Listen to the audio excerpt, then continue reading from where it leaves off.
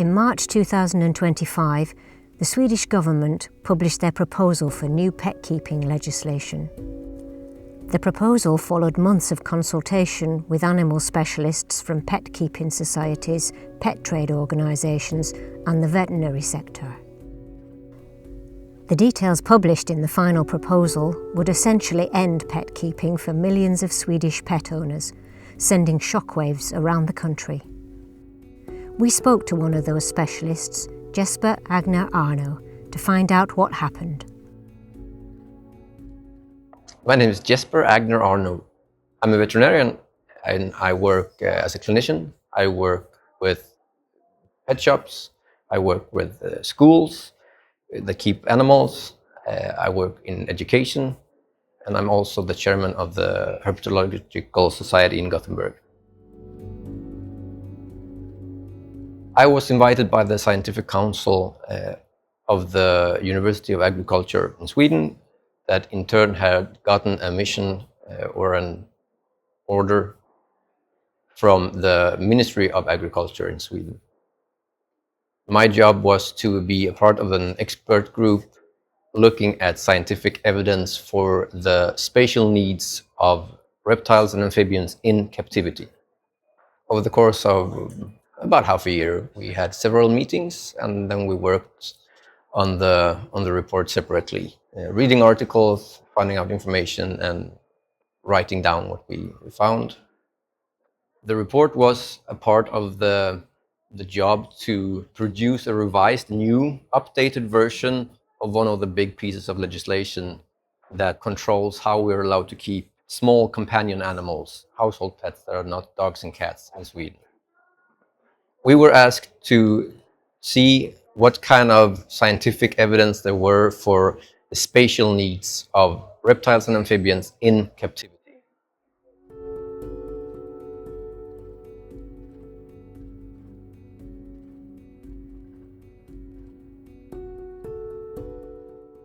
Two things in this process that has upset us a bit.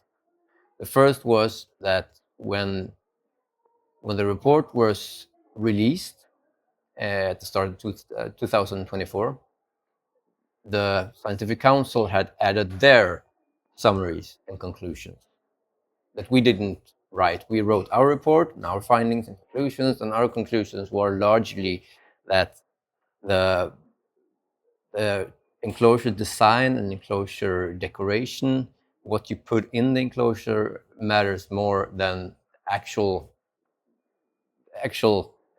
set size. So a big, bare, badly decorated enclosure will be worse than a smaller but well decorated enclosure. We concluded that there are very, very few actual scientific reports dealing with the spatial needs and requirements with reptiles and amphibians in captivity. We were talking about spatial requirements. That was the job description, but that wasn't really what their conclusions didn't really talk about spatial requirements and spatial needs.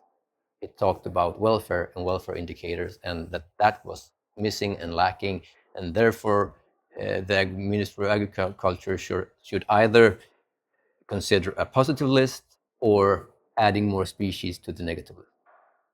After we had read their conclusions, the three of us, we felt we can't, our names are on this. We can't really just say, okay, that's fine. So we wrote them a statement saying we can't back this up, and we don't really understand how you can make all these kind of conclusions from the report we have written. The proposal claims to be based on expert advice and scientific reports, but it seems to largely have ignored the input from herpetological societies and us in the expert groups.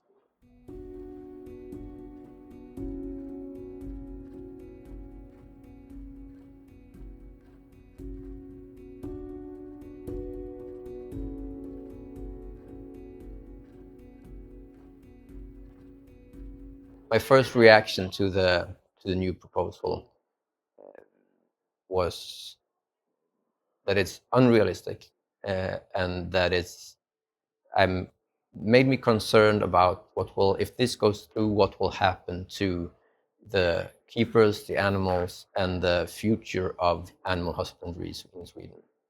The rest of my co-workers in different sectors that has to do with husbandry of these kind of animals in one way or another feel pretty much the same.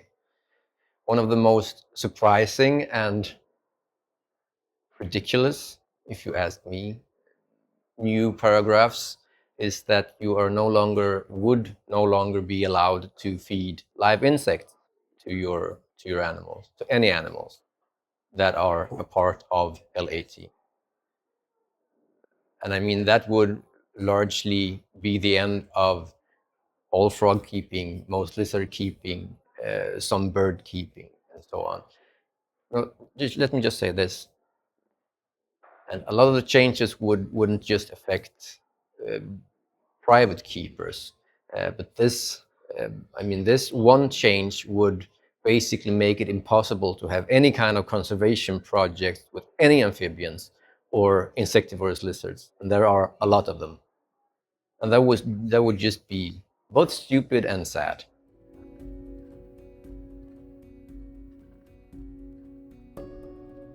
Another big point in this, and perhaps the one that has me worried the most, is the increase in minimum requirements for enclosure sizes. First, we cannot say that larger enclosures equals better welfare, because we do not know that. Nobody has made a study of it. And also, as we found out in our report, and one of the tentative conclusions we made, you cannot just look at the enclosure size alone. You have to look at what is in the enclosure and how does that decoration correlate with the needs of the species that is in there.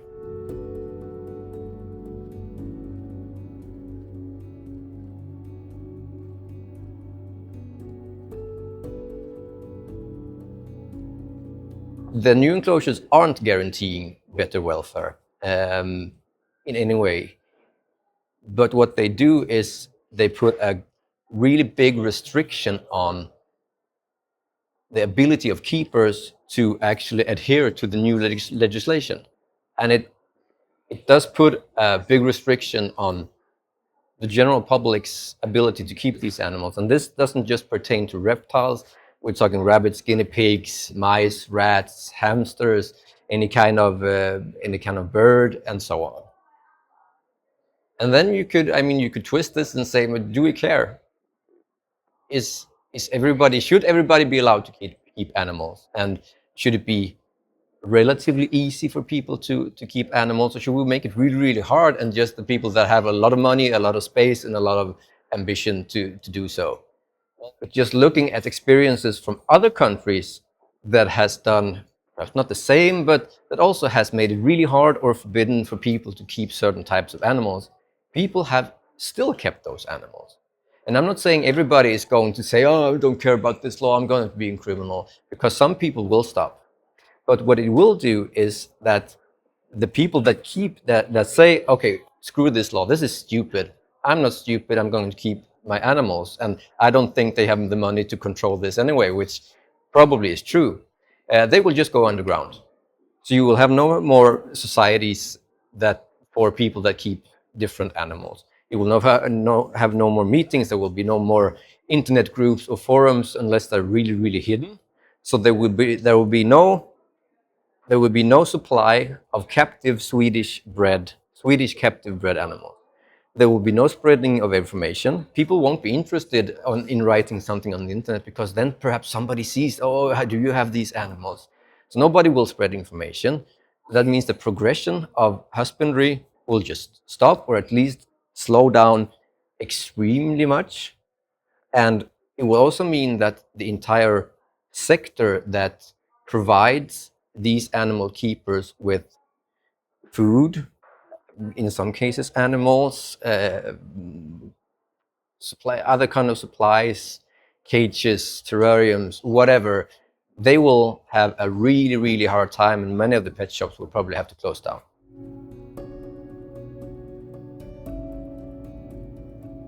And lastly, as a veterinarian, I would be really scared that people have sick animals, but they don't go to the veterinarian because they're afraid that the veterinarian will report them.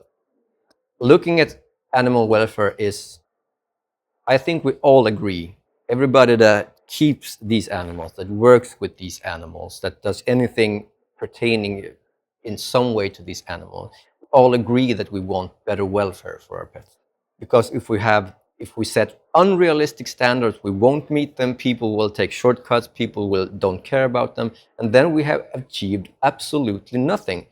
So for the greater population of animals, of all these species, the welfare is, there is a great risk that welfare would just decrease. In the best of worlds, we would have a complete rework of this proposition, where more actual expertise is taken into account. I would have liked that there were more knowledge in there rather than opinions. If you ask me, the knowledge comes from the people actually working with these animals. I would suggest that the Ministry of Agriculture takes a step back and seriously considers the consequences if this proposal as is would go through in Sweden. Because the risk of people ignoring it and it just leading to worse, poorer welfare is significant. And many of the people that choose not to ignore it, they will have to get rid of their animals because they cannot or will not or cannot afford, I don't know, to upgrade their enclosures, even if they have 2 years to do that. And that will lead to a lot of animals that has to be rehomed, euthanized, or worst case, being let out in the wild. That makes me feel really worried.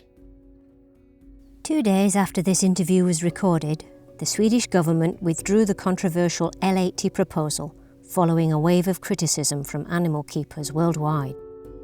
In a statement, the government said, "The reactions were much greater than we expected, and the proposal has also created concern and anger. It does not provide good conditions for moving forward.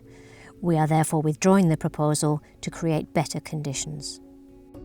So, what were the key ingredients to Sweden's success? Let's break it down. In almost every country, there are organisations that advise governments on responsible pet keeping. In Sweden, ZORF led the charge, and we strongly encourage you to support your country's equivalent. Without them, we consistently lose ground. Public outcry was a major factor in convincing Sweden's government to reconsider the L80 proposals. Media outlets like Responsible Reptile Keeping play a vital role in highlighting the issues and gathering support. The mainstream media loves sensational stories. Responsible pet keepers potentially losing their beloved animals can capture their attention. Social media coverage is crucial for maintaining public awareness. Content from organisations with large online followings is essential, and individual keepers can amplify the message by sharing the content widely. Pet keepers shouldn't have to be full-time lobbyists or campaigners. Instead, they should support the organisations dedicated to doing this important work. Joining as a member or donating even small amounts strengthens these groups and makes them more effective. The situation in Sweden isn't an isolated case. Similar challenges can and potentially will arise in your country. Head over to the Responsible Reptile Keeping website to find your local advocacy organisation and protect your animals by showing your support. Together, we can make a difference.